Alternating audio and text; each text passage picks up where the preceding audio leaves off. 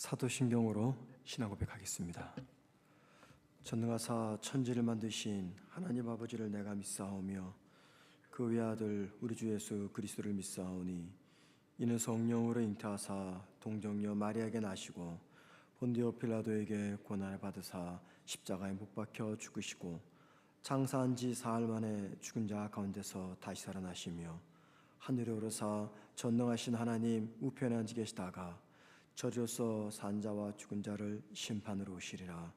성령을 믿사오며 거룩한 공예와 성도가 서로 교통하는 것과 죄를 사하여 주시는 것과 몸이 다시 사는 것과 영원히 사는 것을 믿사옵나이다.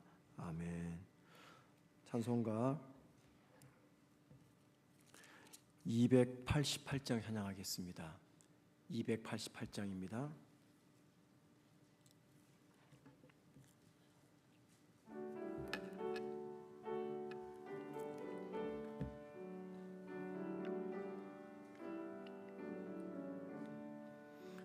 예수를 나의 구주 삼고 성령과 피로써 거듭나니 이 세상에서 내 영혼이 하늘의 영광 누리도다.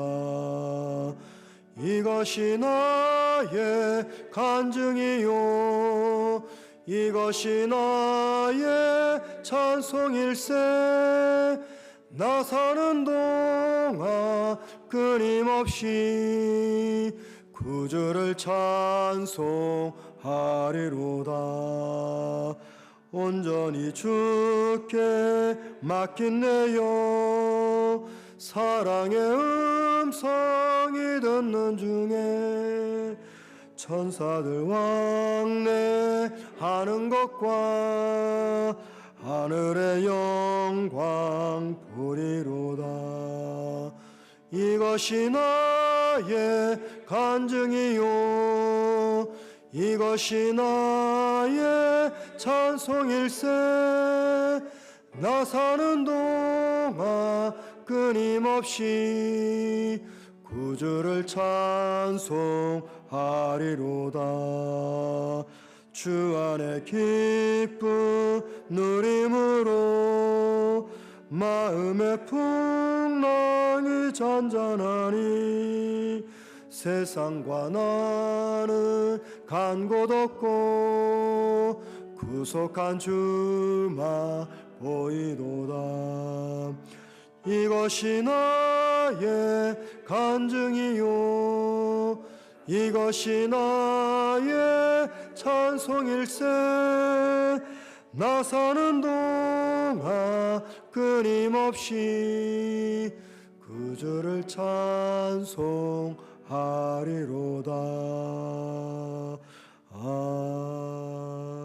아멘. 하나님 말씀 보겠습니다. 마태복음 18장 12절에서 20절입니다.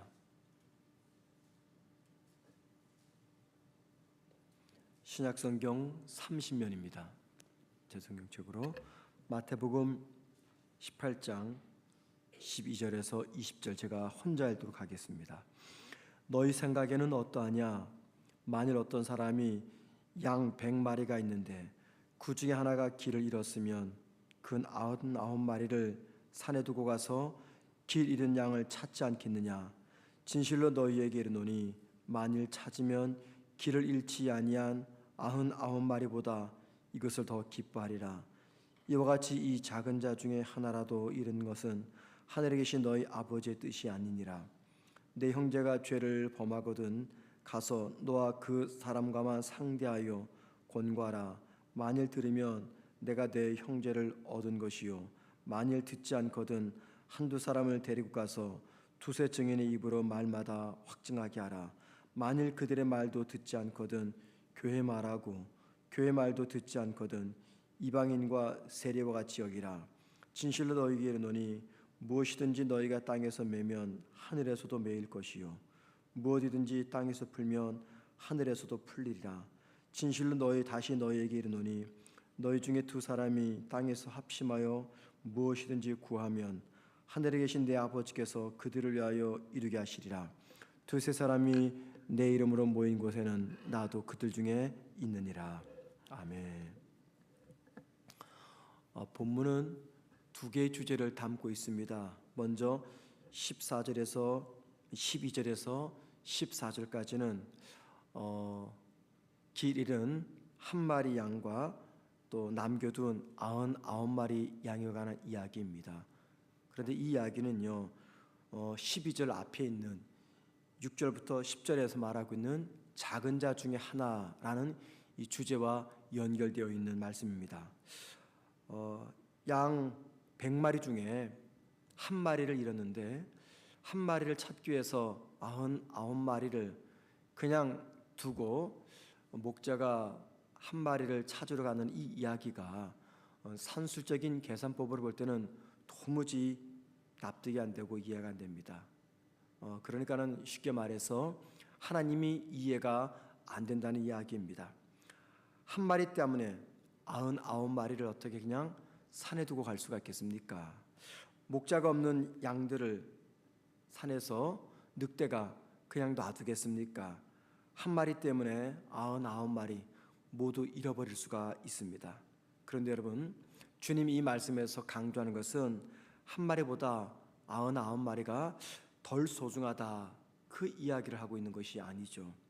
99마리도 중요하지만 길 잃은 한 마리도 99마리만큼 소중하다라는 것입니다. 지극히 작은 한 성도, 지극히 작은 한 성도, 그 성도가 하나님에게는 천하만큼 귀한 존재라는 것을 이야기합니다.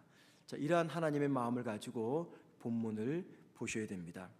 신앙 공동체 안에는요, 지극히 작은 자를 잃어버릴 가능성이 큽니다. 그 이유는 사람은 작은 자에게 관심을 두지 않기 때문입니다.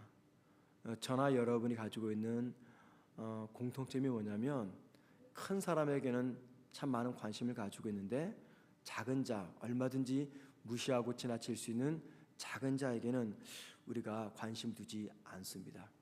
그리고 또 반대로 길을 잃는 작은 자, 우리가 작은 자다 생각되는 그분들은요, 특징이 하나 있습니다.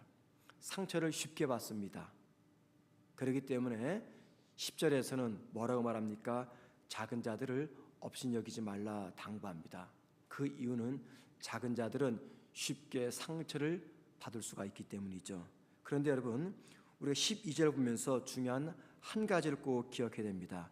12절 말씀 보세요. 이렇게 말합니다. 너희 생각에는 어떠하냐? 만일 어떤 사람이 양 100마리가 있는데 그 중에 하나가 길을 잃었으면, 한 마리가 길을 잃었다라고 말합니다. 이 표현은요, 양 한 마리가 실수해서 길을 잃어버렸다라고 우리 귀에 들려집니다. 아마도 목자의 말을 안 듣거나 고집부려서 양 무리에서 스스로 이탈된 그런 양이 아니겠는가 생각됩니다. 그런데 여러분, 원문을 보면은요, 여기 잃었으면 이 표현이 능동태가 아니라 수동태로 되어 있습니다. 이 말이 무슨 말이냐면, 내가 스스로 길을 잃어버린 것이 아니에요. 다른 사람 때문에 내가 길을 잃게 됐다, 그 말입니다. 그러니까는 본인 때문에, 본인의 실수로 낙심을 하거나, 본인이 잘못해서 영적 침체에 빠지거나, 본인이 잘못해서 영적인 방황하거나, 그 말이 아닙니다. 누군가 때문에 내가 낙심하고, 누군가 때문에 내가 영적으로 침체하고, 누군가 때문에 내가 영적으로 방황하게 되었다, 내가 누군가 때문에 주님의 곁을 떠나게 되었다, 그 표현입니다. 여러분, 그래서 여기 잃었으면 이 표현을 통해서 우리가 꼭 기억할 것이 있어요. 여러분, 우리 모습을 한번 생각해 보십시다. 나는 다른 사람들이 영적으로 좌절하거나 낙심하거나 길을 잃도록 원인을 제공하지 않았는가라는 겁니다. 우리의 신앙 공동체에서 어떤 분이 보이지 않고 그분이 영적으로 침체가 됐다, 영적으로 방황한다, 그런 이야기를 들을 때가 있어요. 여러분, 만약에 그런 이야기를 들으면 우리 스스로가 이렇게 한번 생각해 봐야 됩니다. 혹시 나 때문은 아닌가? 혹시 나 때문에 저분이 지금 길을 잃고 있지 않는가 생각해야 됩니다. 목사가 그럴 수 있습니다. 성도들이 목사 때문에 길을 잃을 수 있고요, 목사 때문에 낙심할 수 있고, 목사 때문에 영적으로 방황할 수가 있습니다. 또 여러분 때문에 우리 주변의 성도들이 길을 잃을 수가 있고, 방황하며 영적으로 침체될 수가 있고, 더 나아가 우리 때문에 주님을 떠날 수가 있습니다. 그럼 여러분, 우리의 무엇 때문에 약한 자들이, 작은 자들이 상처를 받고 길을 방황할까요? 무엇 때문일까요? 다른 거 아닙니다. 우리가 그들을 폭행을 합니까? 아니면 그들의 물건을 훔칩니까? 아니면 우리가 칼을 들이대고 돈을 요구합니까? 무엇 때문입니까? 말 때문입니다. 말. 거의 100%다 부주의한 말 때문에 누군가는 길을 잃고, 누군가는 좌절하고, 누군가는 상처를 받습니다. 우리가 생각할 때, 아니 어떻게 말 한마디 때문에 시험에 빠지나 생각할 수가 있어요. 어떻게 말 한마디 때문에 방황하고 좌절하고 주님을 떠날 수가 있나. 그런데 여러분, 주님께서 이 길 잃은 한 마리 양을 뭐라고 표현하셨습니까? 지극히 작은 자. 지극히 작은 자의 특징이 뭐라고요? 쉽게 상처를 받을 수 있다라는 겁니다.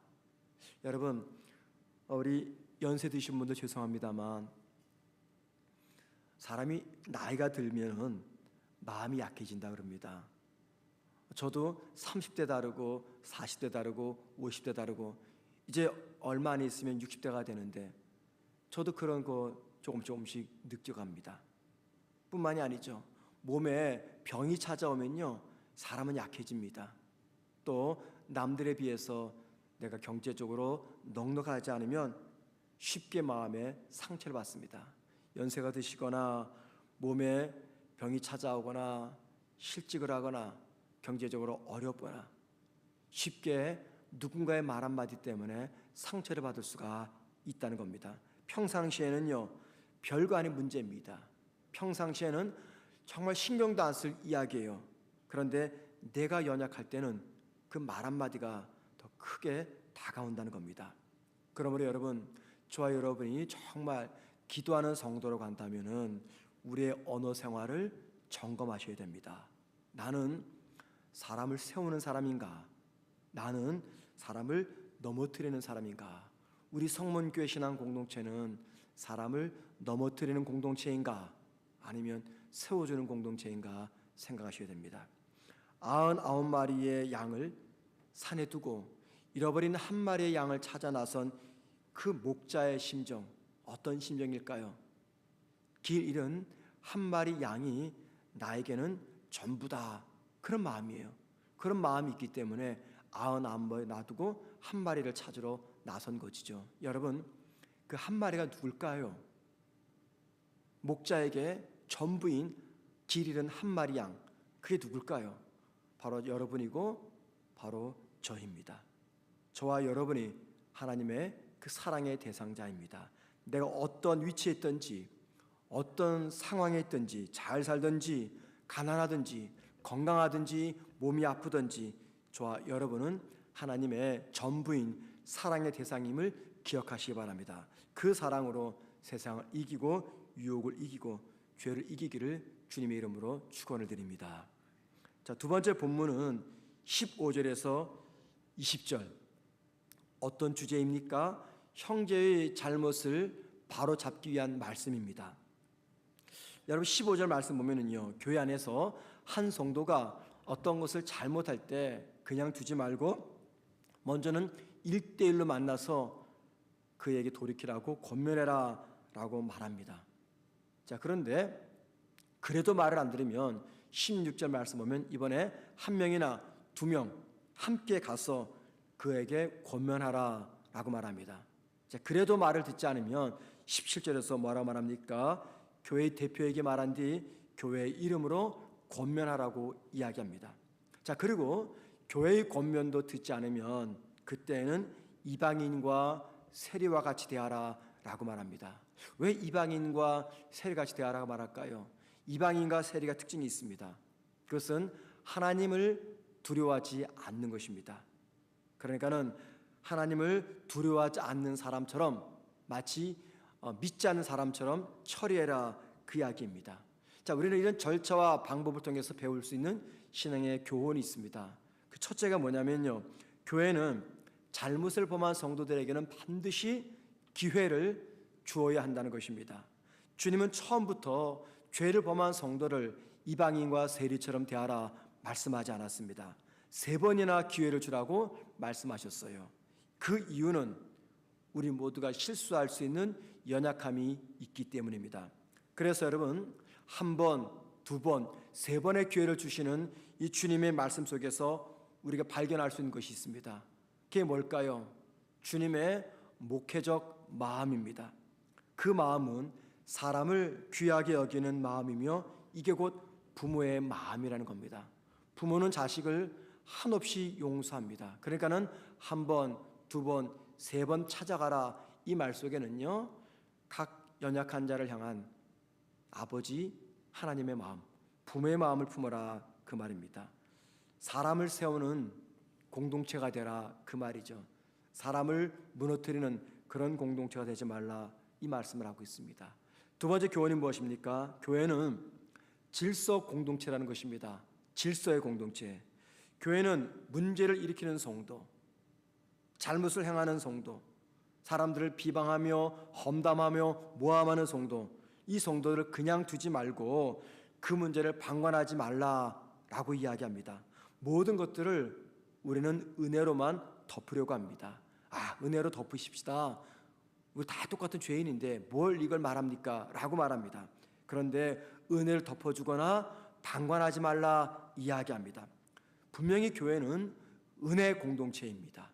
그런데 여러분, 그 은혜가 은혜롭게 지켜지기 위해서 필요한 것이 있어요. 그게 바로 질서이며 원칙입니다. 질서와 원칙이 무너지면 은혜도 함께 무너집니다. 왠지 아십니까? 하나님은 무질서의 하나님이 아니라 질서의 하나님이기 때문입니다. 가정이 건강하고 행복하듯 교회가 건강하고 행복한 신앙 공동체가 되려면 이 기준과 원칙이 필요합니다. 가정에서 기준과 원칙이 무너지면요, 가정은 무너집니다. 교회는 질서의 공동체입니다. 마지막 3번째, 교회에서 이렇게 결정할 수 있는 이유가 있습니다. 1번 찾아가고 2번 찾아가고 교회 이름으로 권면해서 듣지 않으면 이방인과 혹은 세리처럼 무시해버려라 라고 결정할 수 있는 이유가 있습니다. 그것은 주님께서 교회에게 그런 권위를 주셨기 때문입니다. 여러분 18절 보시기 바랍니다. 진실로 진실로 너희에게 이르노니 무엇이든지 너희가 땅에서 매면, 그 다음 보세요, 하늘에서도 매일 것이요 무엇이든지 땅에서 풀면 하늘에서도 풀리리라. 땅에서 교회가 주의 이름으로 무언가를 결정하면 하나님께서 그것들을 인정해 주시겠다 그 말입니다. 우리가 주님의 이름으로 모여서 무엇인가를 결정합니다. 그러면 하나님께서도 그 결정이 유효하다라고 인정하시겠다 그 말입니다. 그런데 여러분, 이 18절의 말씀이 효력을 발휘하려면 중요한 하나가 있습니다. 그게 뭘까요? 그것은요, 그 결정을 하는 성도들이 하나됨입니다. 자, 19절 말씀 보세요. 진실로 다시 너희에게 이르노니 너희 중에 2사람이 땅에서 합심하여 무엇이든지 구하면 하늘에 계신 내 아버지께서 그들을 위하여 이루게 하시리라. 2사람이 땅에서 합심하면 성도의 마음이 하나가 되는 거죠. 또 20절 말씀 보십시다. 2-3사람이 내 이름으로 모인 곳에 나도 그들 중에 있느니라. 이게 무슨 이야기입니까? 교회가 어떤 결정을 하기 위해서 단지 2사람의 결정이 필요하다 이게 아닙니다. 합심의 마음을 강조합니다. 하나가 되는 마음, 하나가 되는 마음. 그러니까는 교회가 무엇인가를 결정하기 위해서는 성도의 마음이 하나가 이루어져야 된다. 모든 성도가 하나 되는 마음을 가질 때 18절의 말씀이 효력을 발휘한다 그 말입니다. 오늘 말씀의 핵심, 여기 15절과 20절의 핵심은요, 잘못하는 성도를 잃어버리거나 혹은 신앙 공동체 안에서 내쫓아라 그 이야기가 아닙니다. 15절 보십시다. 내 형제가 죄를 범하거든 가서 너와 그 사람과만 상대하여 권고하라. 만일 들으면 내가 내 형제를 얻을 것이요. 이 중요한 게 무엇입니까? 끝에 얻을 것이요 그 말입니다. 이 말이 무슨 말이에요? 성도가 무언가를 잘못할 때 교회가 잘못한 성도를 찾아가서 말하는 근본 이유가 무엇입니까? 우리가 이렇게 기회를 주었는데도 회개하지 않으니 이제 당신을 포기하겠습니다. 이게 아니라는 겁니다.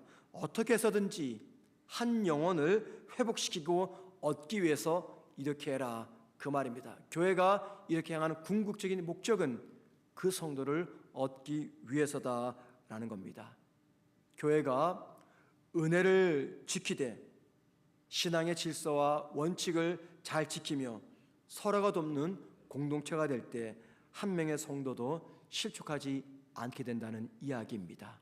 오늘 말씀을 저와 여러분의 개인을 향한 기도 제목 삼으셔서 함께 기도했으면 좋겠고요. 우리 교회가 이런 신앙 공동체가 되기 위해서 함께 기도하는 이 시간 되기를 주님의 이름으로 축원을 드립니다. 기도하겠습니다. 하나님 아버지, 오늘도 주신 말씀을 통해서 우리의 모습을 점검해 봅니다. 우리 교회는 작은 신앙 공동체원들에게 어떻게 대했는지, 우리가 말로써 그들을 실족하며 말로써 그들을 방황하게 만들며 말로써 그들을 주님의 곁을 떠나게 만들었는지 아는지 우리의 모습을 겸손히 돌아보게 하옵소서. 하나님, 온 교회와 성도들이 한 마음 한 뜻 되어서 영혼을 살리고 생명을 얻는데 최선을 다하는 우리 신앙 공동체가 될 수 있도록 은혜 베풀어 주옵소서. 오늘 하루도 우리 성도들 살아가는 삶의 자리에 주님 함께 하셔서 우리만 걷는 것이 아니라 주님과 함께 걷게 도와주시고, 주님이 내 뒤를 따라오는 것이 아니라 우리가 주님의 보폭에 맞추어서 주님의 뒤를 따라가거나 주님과 나란히 걷는, 주님과 동행하는 우리의 하루가 될 수 있도록 은혜 부어 주옵소서. 예수님의 이름으로 기도합니다. 아멘. 하늘에 계신 우리 아버지여, 이름이 거룩히 여김을 받으시오며 나라의 임하옵시며 뜻이 하늘에서 이루어진 것 같이 땅에서도 이루어지리다.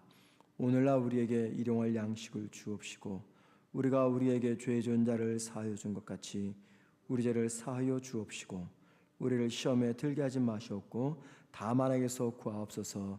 대개 나라와 권세와 영광이 아버지께 영원히 싸움나이다. 아멘. 기도하시겠습니다. 기도하실 때 교회가 신앙의 많은 질서와 원칙 중에서 사랑의 원칙을 잘 지킬 수 있도록 도와달라고 기도하십시다. 사랑의 원칙을 잘 지킬 수 있도록, 그리고 지극히 작은 한 사람을 소중히 여기며 누군가를 내가 넘어뜨리지 않게 하옵소서 기도하시고요. 마지막 세 번째 기도 제목은 오늘 수요 예배가 있습니다. 수요 예배 통해서 우리 온 성도들이 많이 참석하고 또 큰 은혜 받게 하시고 말씀을 전하실 황장한 목사님을 성령께서 붙잡아 달라고 기도하신 다음에 자유롭게 개인 기도하시다가 돌아가시겠습니다. 기도하겠습니다.